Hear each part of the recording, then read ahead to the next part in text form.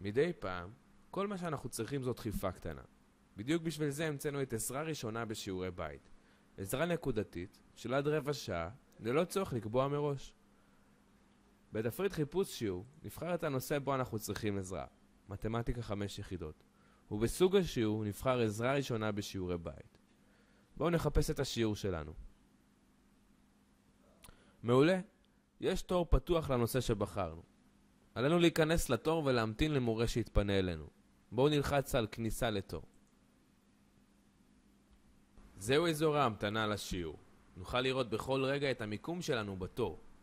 יש להשאיר חלון זה פתוח עד הכניסה לשיעור.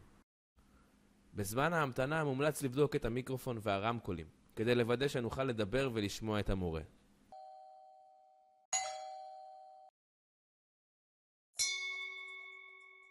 כאשר תורנו יגיע, נקבל התראה שעלינו להיכנס לחדר תוך 60 שניות.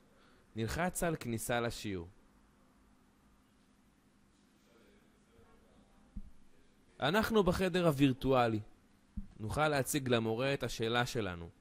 בחדר הזה נוכל לשוחח עם המורה, לראות את ההסברים שלו על הלוח, וגם לנסות לפתור בעצמנו. אחרי שהשיעור יסתיים, עלינו לתת משוב למורה, ולדרג כמה כוכבים אנחנו חושבים שמגיע לו. בהצלחה.